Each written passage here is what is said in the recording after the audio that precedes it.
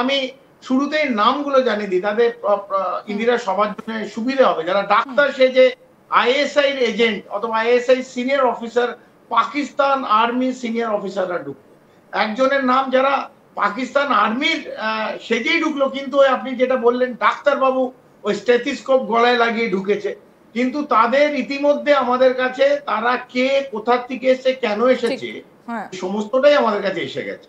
এবং তাদের নাম হচ্ছে ব্রিগেডিয়ার নাদিম আহমেদ, ব্রিগেডিয়ার মোহাম্মদ তালহা এবং ব্রিগেডিয়ার সাউদ আহমেদ রাও। এর মধ্যে যিনি ব্রিগেডিয়ার নাদিম আহমেদ, ইন্দিরা মানে কতটা অর্বাচীন, আমরা ইতিমধ্যে উনি কে আমরা জেনে গেছি। উনি actually lieutenant general Nadeem Ahmed, আর উনি 1971 থেকে 2010 অব্দি পাকিস্তান আর্মি থেকে রিটায়ার হয়েছেন এবং লেফটেন্যান্ট জেনারেল হয়ে রিটায়ার হয়েছেন।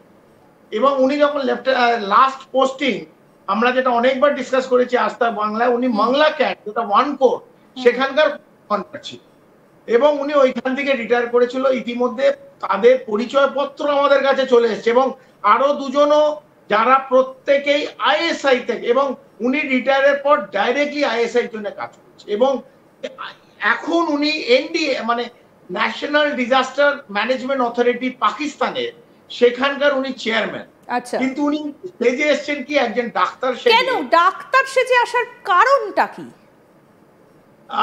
ইন্দিরা, প্রথম কথা এই আপনি যখন দেখবেন এদের পাসপোর্ট, আমি বলছি যেমন যে আমাদের কাছে সঠিক পাসপোর্টের নাম্বার এবং যেটা পাসপোর্ট ইস্যু হয়েছে, কবে ইস্যু হয়েছে, এতটা ডিটেলস কিন্তু আমাদের কাছে এসছে। এবং নিশ্চিতভাবে আমরা কোথা থেকে পেয়েছি, আমরা ভারতীয় যারা বিভিন্ন বিভাগ এদের ওপর নজর রাখছে, আমরা তাদের থেকে পেয়েছি। এবং ব্রিগেডিয়ার নাদিম আহমেদ, এনার পাসপোর্ট ইস্যু হয়েছে ঠিক আসার আগে। এনারা এসছে 28 জুন 5:27 ঢাকায় ল্যান্ড করেছে এবং ব্রিগেডিয়ার নাদিম আহমেদের পাসপোর্ট ইস্যু হয়েছে এপ্রিল 30, 2025 এবং ব্রিগেডিয়ার মোহাম্মদ তালহার পাসপোর্ট ইস্যু হচ্ছে মে 29, 2025, এই মে মাসে।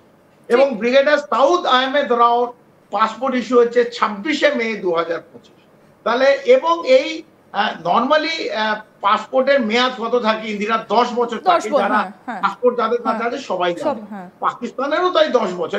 তারা ডিপ্লোম্যাটিক পাসপোর্টে আসেনি, তারা ওই সবুজ পাসপোর্ট যেটা পাকিস্তানের সাধারণ মানুষকে দেয়া হয়, সেই সাধারণ পাসপোর্টেই এসছে, গ্রিন পাসপোর্টে।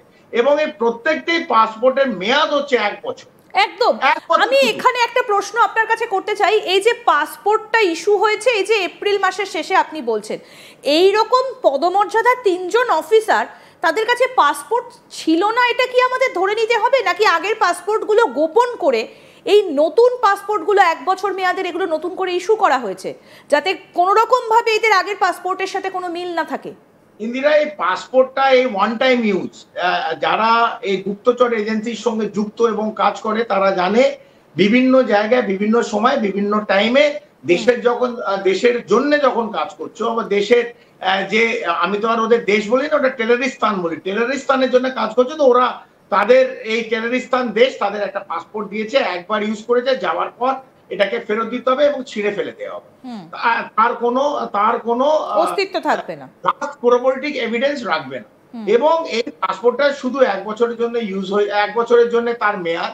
আসার পর তাদের নিয়ে গেছে হচ্ছে blue Radisson hotel, blue Radisson water front hotel, এবং কোন রুমে 3 জন আছে সেটাও কিন্তু আমাদের কাছে। আচ্ছা, বাংলাদেশে এক্সটার্নাল অ্যাফেয়ার্স এবং সামরিক বাহিনী তাদের রিসিভ করেছে, সবাই সাদা পোশাকে ছিল এবং কোনো আর্মির গাড়িতে নিয়ে যায়নি, ভাড়া করা গাড়িতে তাদের নিয়ে পৌঁছে গেছে ব্লু রেডিসন হোটেল ঢাকায়।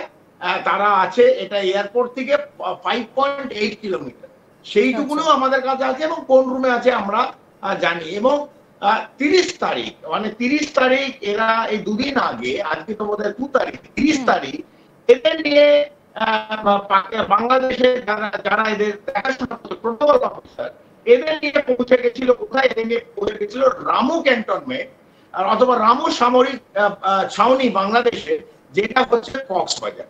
সেইখানে কিন্তু এরা গেছে এবং তারা 10th ইনফ্যান্ট্রি ডিভিশন কোনখানে গেছে, কোন রুমে বসেছে, তার মানে ইন্দিরা বুঝতে পারছো যে ভারতের যারা গোয়েন্দা বিভাগ কিরম ভাবে ক্লোজলি মনিটর করছে। যখন আজ তাক বাংলায় আমি আপনি এবং হাজার দর্শক জানছে যে কোথায় গেছে, কিভাবে বসেছে, তো ভারতকে অত হালকা ভাবে কারণ নেওয়ার দরকার নেই।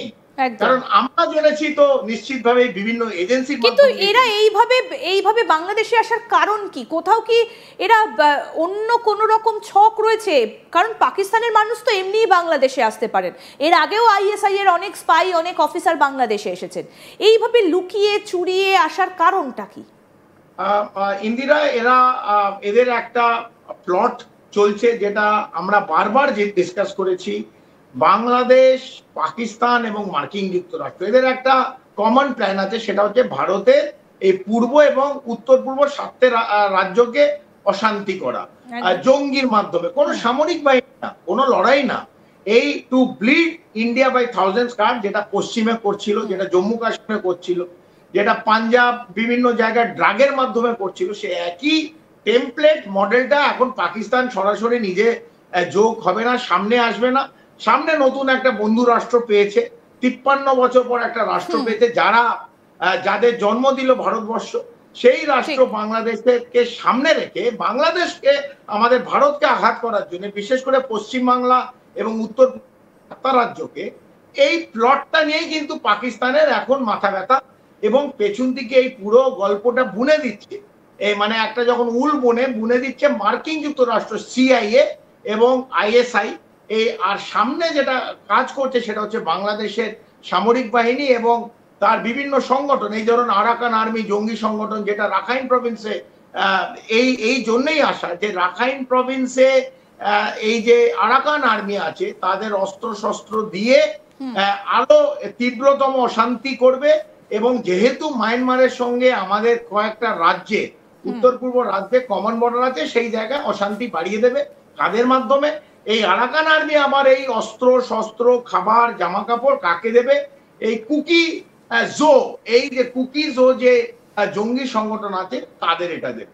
তো পাকিস্তানের এই যে 3টে অফিসার লুকিয়ে ডাক্তার বাবু সেজে, গলায় স্টেথোস্কোপ ঝুলিয়ে রামু ক্যান্টের 10th ইনফ্যান্ট্রি ডিভিশন জিওসি ঘরে বসে আলোচনা করছে, তারা নিশ্চিতভাবে পাকিস্তান সামরিক বাহিনীর কি ডাক্তারি তারা এসে বাংলাদেশে আলোচনা করবে? সেটা কি সেরকম কিছু আছে? নেই।